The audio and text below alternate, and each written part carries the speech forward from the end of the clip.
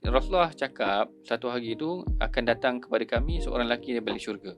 Tiba-tiba engkau muncul. Sampai 3 kali Rasulullah cakap macam tu. Jadi aku sendiri tertanya-tanya, aku dengan ayah aku sebenarnya tak ada masalah apa. Dia cerita tak ada masalah.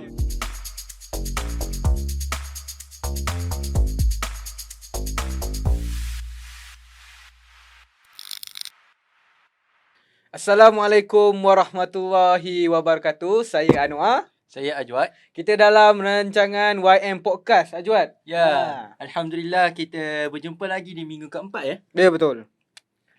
YM Podcast ni kita membincangkan tentang apa, Ajwad? Kita bincang tentang apa Macam mana? Kita mungkin akan bincang berkaitan dengan santai-santai saja. Oh, kita santai, berhikmah dan Contemporary, Masya Allah. Jadi Ajwad, jadi apa ni? Sekarang ni sejak 2 menjak ni kan, aku rasa macam kadang-kadang solat ni tak betul lah. tak, kadang-kadang kan aku nak solat, tiba-tiba nak angkat takbir tu, dah ambil wuduk ke belum Alamak. Kenapa jadi macam tu? Pernah Itu satu hal. Aku pula ni kadang-kadang sampai ke 5 rakaat dah. Was-was betul. Kadang-kadang tak tahu dah ni 4 ke 5 ke 6. Ini parah ni. Terlebih pahala. Okey, jadi mungkin kita ada kena-mengena lah berkaitan dengan was-was kita ni pada episod kali ni. Apa kita nak bincang tajuk kali ni? Mungkin nanti kita akan bincangkan. Tapi jangan lupa kita ada tetamu undangan khas kita pada hari ini, iaitu Ustaz Dr. Sanusi Azmi. Masya-Allah. Assalamualaikum Ustaz. Waalaikumsalam. Apa khabar Ustaz? Alhamdulillah. Sihat Anwar, Juan Alhamdulillah. Nampak ceria hari ni Kita pakai baju raya ni. Nak dekat raya. Nak raya. Kita dah nak dekat raya, nak dekat Ramadan dulu raya. Cantik baju Ustaz ni. Ustaz okey ke tiap-tiap minggu dengan kita orang ni? Tak bosan, memang tak bosan lah kalau cakap dengan Ajwad dengan Wan. Hari-hari dari Yusim ke Bangi tengok muka sama je. Harap tak jemu lah tengok kita orang ni ya. Tak ada insya-Allah. Jadi Ustaz, hari ni kita akan tadabbur satu surah yang mana orang kata pada episod lepas Ustaz kata dia ada berkait rapat. Berkait rapat dengan surah Al-Falaq. Jadi hari ini kita akan membincangkan surah An-Nas. Iaitu manusia. Apa kaitan dengan manusia ni sebenarnya kan? Mungkin nanti Ustaz, bukan apa kaitan, apa masalah apa masalah dengan manusia, apa masalah dengan apa yang masalah yang kita bincangkan tadi. Kan ada sebenarnya Allah dah bagi tahu kepada kita berkaitan dengan was-was kita ni ke ataupun macam mana. Nanti kita tunggu orang kata tadabbur daripada surah daripada Ustaz Sanusi sendiri berkaitan dengan surah An-Nas ni. Okey, jadi mungkin surah ni dia pendek dan ringkas, tapi dia punya erti tu sangat mendalam. Kata Ustaz Sanusi pada minggu lepas, kalau Al-Falaq itu adalah kejahatan daripada luar, tapi surah An-Nas ni adalah kejahatan dalam diri kita sendiri lah. Maksudnya itu secara ringkas lah. Okey, perbahasan dia Ustaz Sanusi boleh terangkan lah nanti. Okey, jadi mungkin kita boleh dengarkan alunan bacaan kita daripada Ustaz Sanusi. Ya. Apa yang saya terlupa? Minggu kita dengar Ustaz je baca. Kita baca pula. Okey, kalau macam tu kita silakan Ajwad untuk membaca dan nanti Ustaz Sanusi betulkan. Masya-Allah. Silakan Ustaz Ajwad. Saya biasa-biasa je Ustaz. Tak apa lah. Saya baca. Jazakallah. Insya-Allah. A'udzu billahi minasyaitonir rajim. Bismillahirrahmanirrahim. Qul a'udzu birabbin nas, malikin nas, ilahin nas, min syarril waswasil khannas, alladzi yuwaswisu fi sudurin nas, minal jinnati wan nas. Sadaqallahul azim. Masya-Allah. Masya-Allah. Macam imam lah. Masya-Allah. Betul insya-Allah. Sadaqallahul azim. Masya-Allah. Sebenarnya Ajwad ni dia imam besar. Imam besar kat pusat komuniti Yayasan Maghfirah. Masya-Allah. Okey, mungkin orang kata selesai bacaan daripada saudara Ajwad kita ni, kita nak dengar sedikit lah mungkin apa asbabun nuzul berkaitan dengan surah An-Nas ni daripada Ustaz Sanusi kita. Masya-Allah. Silakan Ustaz. Baik, betul. Terima kasih saudara Anwar dan saudara Ajwan. Betul. Bila cerita tentang asbabun nuzul, saya teringat balik. Saya baru teringat balik mengenai tentang kita tak bincang lagi dua surah ni Muawwidhatain ini. Dua surah yang dijadikan perlindungan ataupun asas elemen ataupun instrumen untuk memohon perlindungan daripada Allah ini. Dia banyak ataupun dia dikaitkan kalau menurut Al-Imam Ibn Kathir dengan satu insiden yang mana Rasulullah SAW ini pernah disihir. Ada yang katakan dia disihir oleh seorang lelaki daripada Bani Zuraiq ataupun namanya Labid ibn Al-A'sam. Labid bin A'sam ini dikatakan bukan daripada Yahudi tetapi daripada Bani Zuraiq, yang mana Bani Zuraiq ini adalah halif, dia bersekutu dengan kaum Yahudi, maknanya dia alliance, dia kawan dengan orang Yahudi. Tapi ada juga riwayat yang menyatakan bahawa dia telah disihir oleh seorang Yahudi itu sendiri. Tetapi perinciannya macam disebutkan tadi, dia disihir oleh Labid bin A'sam, yang mana ada riwayat yang menceritakan bahawa Rasulullah SAW ada orang suruhan ataupun ada budak Yahudi yang rapat dengan Rasulullah. Jadi dia menggunakan budak Yahudi ini untuk mengambil barang peribadi yang digunakan oleh Rasulullah. Sebab tu barang peribadi kita jangan kita biarkan. Kalau ikutkan kes tu, antara perkara yang diambil daripada Rasulullah adalah sikat, kalau tak silap. Maknanya benda-benda peribadi. Mungkin ada rambut Nabi pada sikat tersebut. Ustaz, kalau sekarang kan gambar-gambar kat Facebook tu pun bahaya juga. Kalau gambar secara umum ni sebenarnya sebahagian ahli sihir memang gunakan gambar. Tetapi yang lebih berbahaya ni kalau digunakan barang peribadi kita sendiri. Kadang-kadang kalau kita tengok mungkin di bawah rumah kita dia letak di tempat-tempat yang mungkin kena pada kita balik. Tapi kalau nak tengok kat sini yang agak kuat adalah diambil barang peribadi itu sendiri. Sikat ada satu lagi sarung tangan, gigi pun kalau tak silap, maknanya elemen-elemen peribadi kepada seseorang, sehingga yang bila dah disihir tersebut, peralatan peribadi itu diletakkan di satu telaga yang airnya, warnanya telah berubah ataupun kawasan tersebut kawasan yang agak suram ataupun mengerikan tersebut.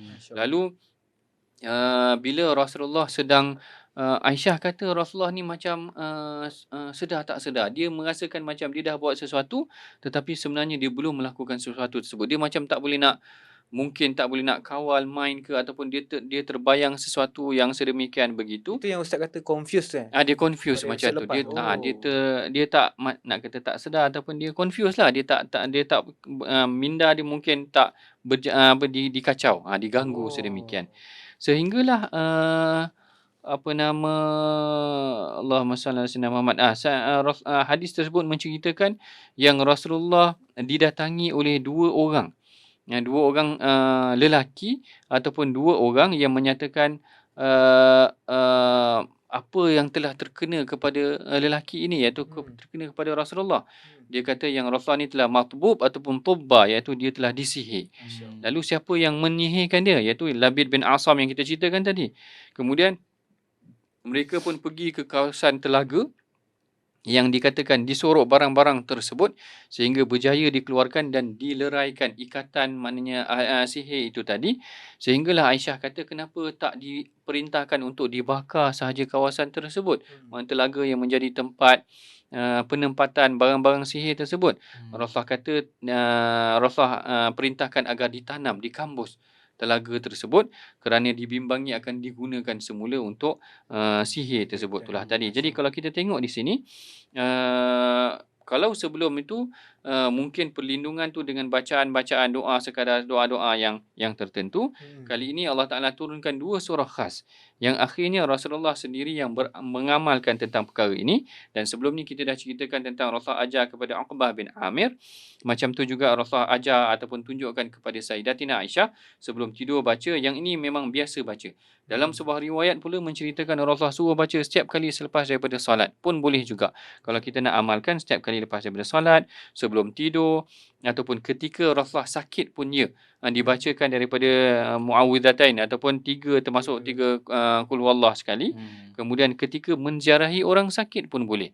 Mana kalau kita ziarah orang sakit, ada yang tak sihat, kita bacakan ayat perlindungan ini, mudah-mudahan dia terlindung daripada segala kejahatan. Ini secara umumnya tentang background ataupun latar belakang kenapa bagaimana surah ini ataupun apa digunakan surah ini pada latar belakang yang sedemikian. Kemudian juga kalau Anwar dengan Ajwad masih lagi ingat, kita berhenti di hujung wa min syarri hasidin idza hasad. Yang minggu lepas dalam surah Al-Falaq tentang hasad ni tadi. Saya ada sebut kalau sebelum ni mengenai tentang kisah seorang lelaki yang saya kata panjang tapi tak sempat nak diceritakan. Saya tak ingat saya dah ceritakan belum. Mengenai tentang seorang lelaki ni, Rasulullah cerita kepada para sahabat. Rasulullah tengah duduk dengan para sahabat. Rasulullah kata yattali' ataupun yattali' alaikum rajul min ahli jannah. Rasulullah tengah duduk dengan para sahabat dekat masjid. Rasulullah kata nanti masuk dekat pintu tu seorang lelaki daripada ahli syurga. Masya-Allah. Jadi diorang pun tertanya-tanya siapa yang ahli lelaki daripada ahli syurga. Bila masuk tu lelaki tu diorang tak kenal pun. Lelaki tu sedang membersihkan air wuduk di janggut dia. Dia orang kata kalau masuk tu Abu Bakar dia orang kenal.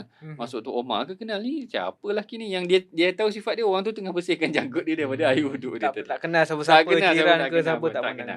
Kemudian hari esoknya Rasulullah kata juga sama juga yattali' ataupun yatlu' alaikum rajul min ahli jannah.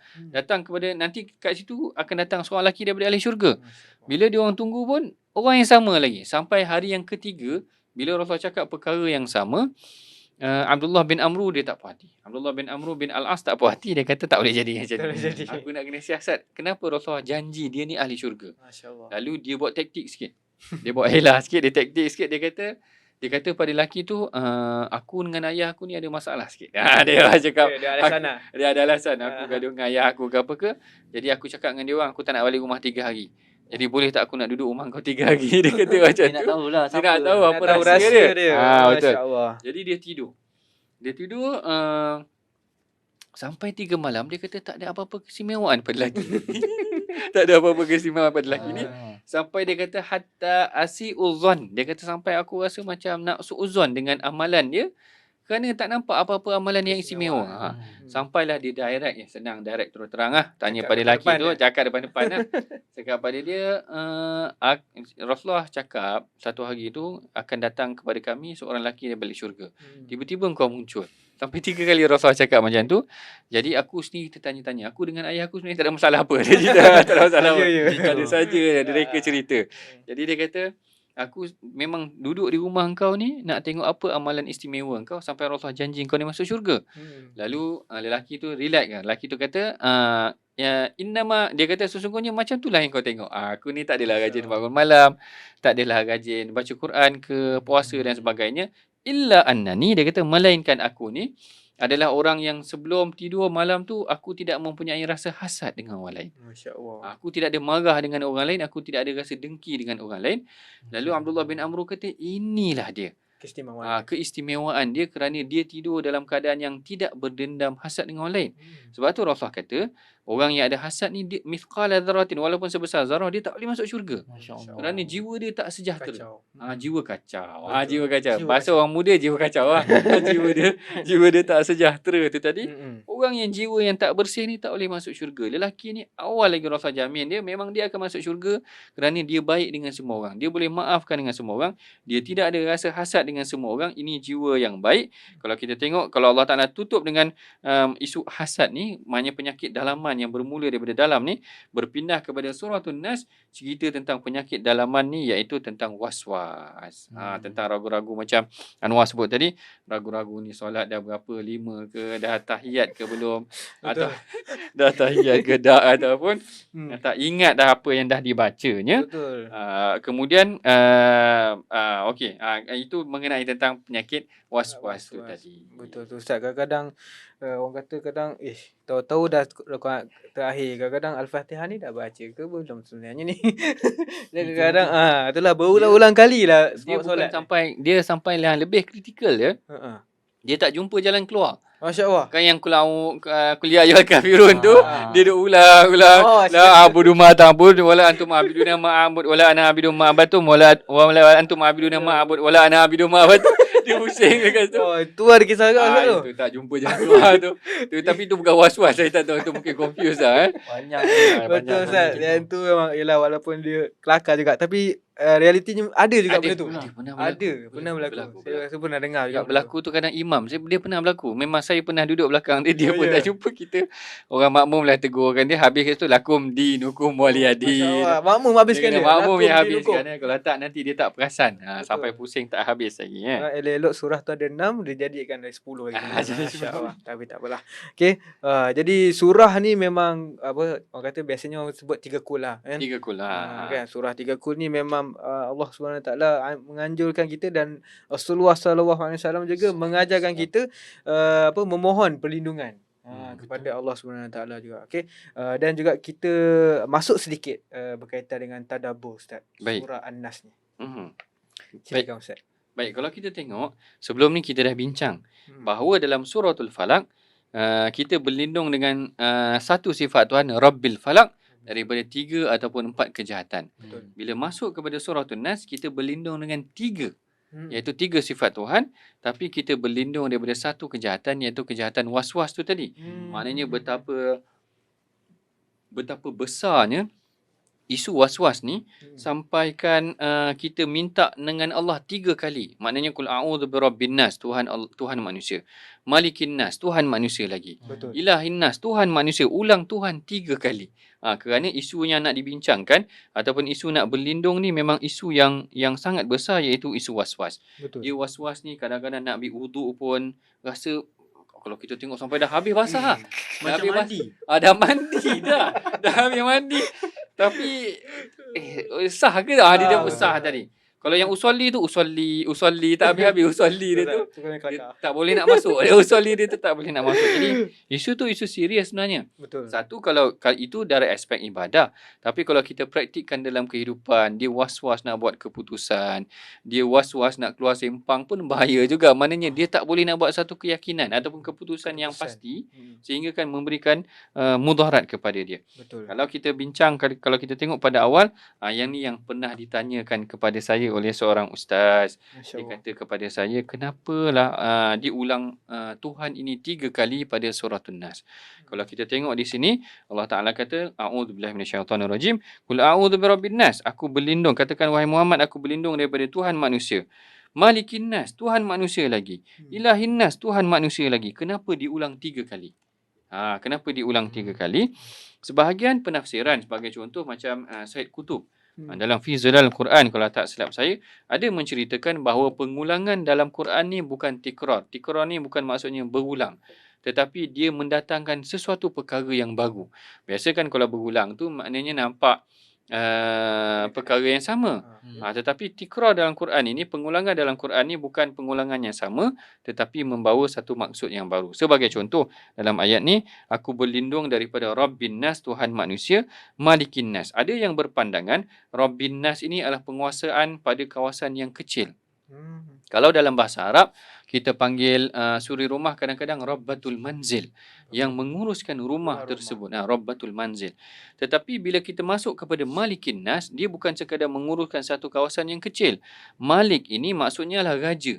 Raja bukan menguruskan sebagai sebuah singgasana istana sahaja, tapi dia menguruskan sebuah kerajaan. Lagi besarlah kerajaannya. Memiliki. Dia menguruskan, memerintah dan memiliki, sehingga yang lebih tinggi lagi ilahin nas, yang layak disembah. Kalau raja orang tak sembah, orang tak sembah lah maknanya dia jadi Tuhan. Tetapi ilahin nas ni lagi tinggi, seakan-akannya kita berlindung dari Tuhan yang memelihara, menjaga sekecil-kecil keadaan sehingga kepada sebesar-besar Tuhan yang layak disembah itu tadi. Dialah yang menguruskan sekecil-kecil perkara yang was-was tu tadi. Dia jugalah yang menguruskan sebesar-besar perkara tu tadi, yang memberikan mudarat ataupun kebaikan, kejahatan ataupun kebaikan kepada manusia. Itu dari aspek tadabbur 3 ayat yang pertama.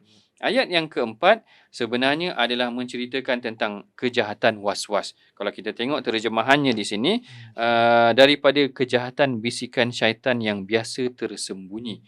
Yang ini khannas itu yang tersembunyi sifatnya, waswas tu yang datang kepada kita. Kalau kita tengokkan masalah ini sebenarnya Rasulullah ada cerita tentang setiap orang itu. Ini dalam hadis daripada Abdullah bin Mas'ud.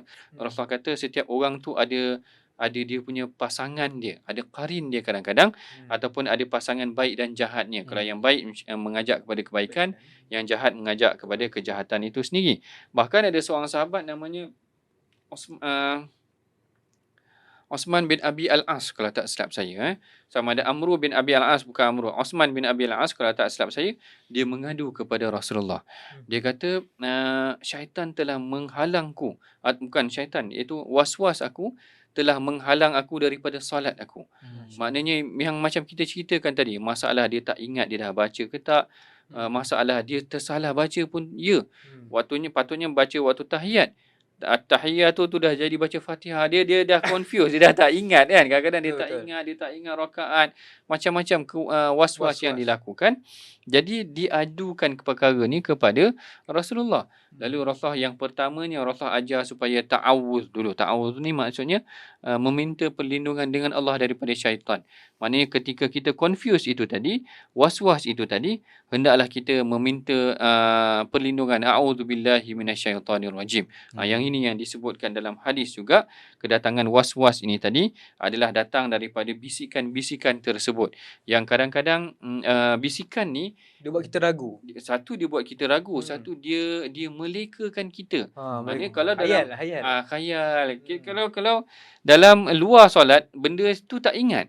Betul. Kan kat mana letak kunci ke apa ke tak ingat. Dalam solat semuanya boleh ingat kerana itu yang diingatkan. Betul. Dibisikkan kepada kita, menyebabkan kita pun leka khayal tentang kerja ni, rakaman nak buat apa semua. Jadi dah tak ingat dah. Lagi kalau nak kena hafal skrip kan, lagi dah tak ingat dah. Sebab itulah kadang-kadang sebelum solat kita baca surah An-Nas kan. Ya, kadang-kadang kita berlindung. Ya. Kita kan kalau kita tengok sebahagian imam ke, dia akan baca qul a'udzu birabbin nas dahulu, meminta perlindungan daripada was-was yang tersembunyi ni tadi yang meragukan manusia. Barulah dia mulakan solat. Dia memulakan solat dia. Kemudian itu ayat yang keempat secara umumnya tentang kejahatan bisikan syaitan yang bersembunyi. Yang bersembunyi. Kemudian ayat 5 dan yang ke-6 ini Rasulullah ceritakan mengenai tentang yang membisikkan kejahatan ke dalam dada manusia kan. Maknanya Allah Ta'ala perincikan lagi. Kejahatan was-was ini dia tersembunyi, yang mana dia membisikkan kejahatan dalam dada manusia. Yang ini macam-macam yang dibisikkan kepada kita. Kalau kita perasan tadi, hanya dibisikkan kejahatan dari aspek keraguan tentang solat. Ada satu insiden pada zaman Rasulullah SAW. Rasulullah duduk di masjid. Datang seorang isteri baginda Nabi. Ada yang kata Safiyah. Saya confuse sama ada Safiyah ataupun Saudah. Salah seorang daripada isteri Rasulullah SAW tersebut. Lalu baginda pun pulang dengan isteri kerana nak dihantarnya isterinya balik rumah. Zaman dulu mana ada lampu jalan, mana ada pelita tepi jalan, tak ada. Jadi jalan dalam keadaan gelap bersama lelaki dan perempuan. Bila Rasulullah jalan berdua ni tadi, berselisih dengan dua lelaki Ansar. Jadi bila dah berselisih tu, Rasulullah buat tak tahu. Tiba-tiba Rasulullah teringat, takut nanti dibisikkan kejahatan kepada dua lelaki Ansar tadi. Lalu Rasulullah kata, ala rislikuma, nanti dulu. Rasulullah kata, Rasulullah just nak perkenalkan dirinya, aku adalah Rasulullah Muhammad dan inilah isteri aku. Jadi kaum Ansar tu terkejut. Kaum Ansar tu macam Masya Allah, Allahu Akbar, macam baru terkejut. perasan. Bukan baru perasan. Dia tahu dah itu Rasulullah dan dia tak ada pun perasaan nak suuzon tu tadi. Tapi Rasulullah menghentikan dia. Kerana Rasulullah kata sesungguhnya syaitan tu berlari di dalam darah manusia. Aku bimbang nanti sebab sebelum tu macam-macam orang munafik bila nak burukkan Rasulullah, dia kata isteri Rasulullah bersama dengan lelaki lain dalam kes hadisul ifk antara Sayyidatina Aisyah kan. Jadi yang menyebarkan tu sebenarnya di kalangan penduduk Madinah sendiri. Jadi nanti bimbang pula orang nampak Rasul jalan dengan perempuan lain, nanti dia orang kata sekian. Jadi fitnah lah pula. Jadi fitnah. Itu bisikan yang diletakkan juga dalam penafsiran surah ini, bahawa was-was itu bukan was-was kendiri yang berlaku pada diri kita sahaja, tetapi was-was syaitan yang membisikkan kepada orang lain tentang kejahatan yang menyebabkan kita mungkin mungkin melakukan fitnah kepada orang lain atas perkara yang tidak betul, dibisikkan bisikan-bisikan yang jahat tu ke dalam dada manusia. Maknanya dibisikkan kejahatan tersebut. Kemudian tengok penutup tu pun cantik juga, yang mana Allah Ta'ala menceritakan dalam aspek penutup surah itu sendiri, yang mana dia katakan sebenarnya kejahatan yang boleh dibisikkan ni terdiri daripada dua golongan yang membisikkan was-was ni juga. Iaitu yang pertamanya adalah daripada golongan jin. Maknanya syaitan yang membisikkan kejahatan ataupun perkara hasut-hasutan yang tidak baik itu tadi, yang macam kita ceritakan dalam solat dan sebagainya. Yang keduanya sebenarnya manusia pun boleh bisikkan kejahatan. Yang mana dia berperanan membisikkan sama ada was-was ataupun kejahatan kepada manusia juga. Mana dia ajak kita perkara yang tidak elok ataupun macam fitnah-fitnah tadi. Contoh macam yang berlaku pada zaman Rasulullah ketika bertembungnya di Telaga Muraisy'. Kita panggil Bi'rul Muraisy', yang mana seorang kaum daripada Muhajirin namanya Jahjah Al-Ghifari. Dan seorang lagi Ansar namanya Sinan bin Wabar. Saya suka dua ni sebab nama dia rare sikit. Seorang Jahjah, seorang Sinan bin Wabar. Macam nama dia rare. Nama dia rare. Jadi saya suka nama dia orang ni. Dia berselisih. Bukan berebut, maknanya berselisih ketika nak ambil air. Jadi sehingga menyebabkan masing-masing nak bergaduh. Bila nak bergaduh tu, masing-masing mula panggil kaum masing-masing. Yang ni panggil Muhajirin, yang ni panggil Ansar. Jadi bila dengar perkara ni, Rasulullah marah. Rasulullah kata, afa bid'awal jahiliyati wa ana baina azhirikum.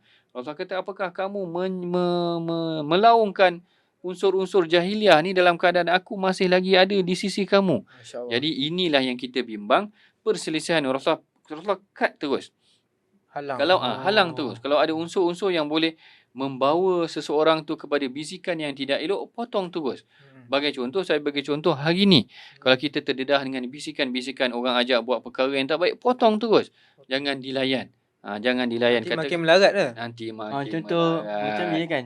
Minta maaf macam membawang Ustaz kan. Membawang tu kiranya tergolong dalam golongan ni Ustaz. Kalau membawang perkara yang tak elok tu, mengajak tak kepada perkara unsur-unsur yang mengumpat, fitnah, adu domba, itu maknanya kena cut aja terus. Mengumpat kalau boleh di-cut, cut sahaja terus. Kalau boleh, kadang-kadang orang tak mampu. Sekolah dia sedap mengumpat macam tu. Kalau boleh dipotong, potong terus. Tapi yang lebih membahaya lagi adalah bisikan-bisikan yang terus membawa kepada maksiat.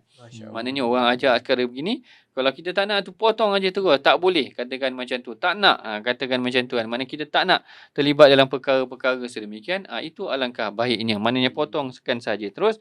Sama macam yang dilakukan oleh Rasulullah tadi. Tapi poin yang menarik juga di sini, Allah Ta'ala cerita bagaimana yang menimbulkan was-was dalam diri ataupun jiwa manusia. Dada manusia tu bukan sekadar syaitan ataupun jin tu tadi, tapi manusia sendiri. Masya-Allah. Yang membawa kepada kejahatan tersebut. Jadi Ustaz, kalau macam tadi Ustaz kata tadi berkaitan apa tadi? Was-was. Was-was tu kan. Yalah kadang-kadang orang nak mengajak kepada kejahatan. Kejahatan yang manusia mengajak sendirilah. Kadang-kadang kita ni tak sampai hati kan. Ya. Kadang yalah kita tak cakap kawan-kawan, tapi kadang orang terdekat kan. Macam nak jaga hati lah. Macam mana nak jaga hati. Tu yang kadang sampai melirik apa semua atau macam mana Ustaz? Mungkin ada cara ke kan kita nak menolak tu kan. Kadang-kadang diorang ni tak tahu nak tolak macam mana. Kalau kita tak nak kan, tersinggung pula hati diorang. Apa semua. Jadi macam mana Ustaz? Kadang-kadang yalah benda ni agak-agak susah sebenarnya. Kan? Kadang-kadang orang terdekat sendiri sebenarnya kadang. Tapi perkara tu dia sebenarnya dia dua-dua boleh. Satu, kalau kita nak cakap secara berlapik, kita boleh juga cakap secara berlapik. Maknanya saya ada kerja ke, ataupun saya tak minta maaf lah, saya tak free ke apa dan sebagainya. Tapi sebenarnya saya kira kalau berterus terang tu lebih baik lah sekurang-kurangnya. Dia tahu pendirian kita. Walaupun dia mungkin tak sedap seketika, tapi sekurang-kurangnya mungkin dia indirectly kita juga tegur dia tentang ajakan dia yang mungkin tak baik. Amar ma'ruf nahi munkar. Memang dia ajak kepada jom malam ni kita keluar pergi. Tak tahulah kalau kelab malam ke apa benda yang tak elok ni.